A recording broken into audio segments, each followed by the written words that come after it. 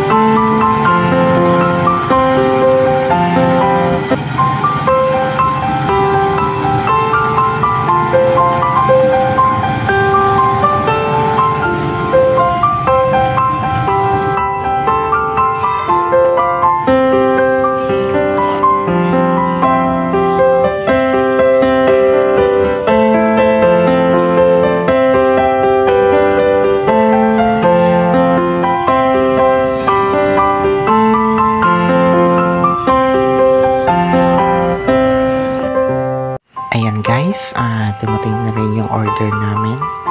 So, kain tayo. Nagutom kami kaya kumain muna kami. So, ayan, yung ulam ko, chicken inasal, only rice yan guys. Yun. Yung mga kasamahan ko nag-only rice din kami. Kaya, yun, kain tayo guys. Ayan, marunong naman ako gumamit ng ng tinidor at saka kutsara.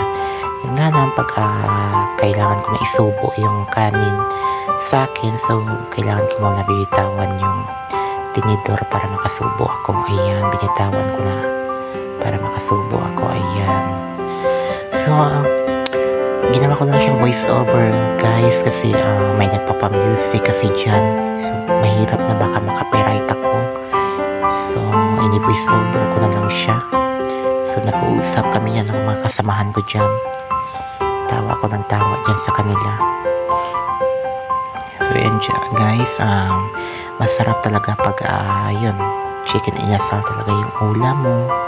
Diba? Mapapa-only rice ka talaga, mapadagdag ka talaga ng kanin. Diba? So, yan guys. Tignan nyo ko kung paano ako kumain. So, ayan. Medyo mahirap pero pinipilit natin, kinakaya natin sa sarili natin, diba? Ayan. So masarap talaga pag may guys, pag may sausawan, diba?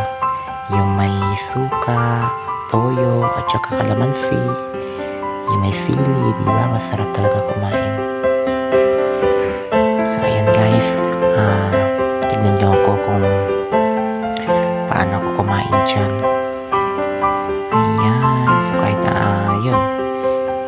Diba guys? Tingin nyo mahirap tingin nyo mahirap akong hawak ng tinidor at saka kutsara. Diba? Kasi sa ganyan na kalagayan ko. Pero na ko dyan guys, sanay na talaga ako dyan. Wala na talagang pinagbago yan habang buhay na yan. Diba? Ayan, kain tayo guys. So, let's eat. Tignan nyo lang ako paano ako kumain. So, ayan. So, sa pagkain guys, kailangan ko talaga bitawan yung yung tinidor muna bago ko isubo.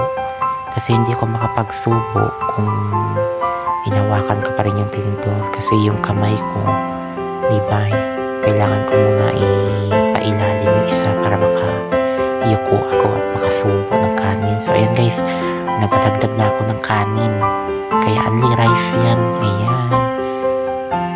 Ayan, nagpa-only rice na ako kahit na may natira pa akong kanin kasi nahiya naman ako sasabihin sa kanilang sa kanilang tagabigay ng kanin na mayat maya sasabihin na kulang pa yung kanin. So, nagpa-only rice na ako kahit mayroon pa tayo natirang kanin.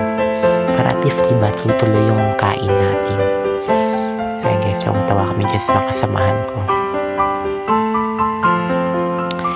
ayan guys, hindi ko na patatagalin yung pagsasalita ko dito. Panoorin nyo lang ako kung yun, sa pagkain ko. Yun, ay sana na nag-enjoy kayo sa video na to. So yun na guys, hindi ko na patatagalin. Yun, maraming salamat sa walang sawang isa-suporta lagi sa aking channel, sa aking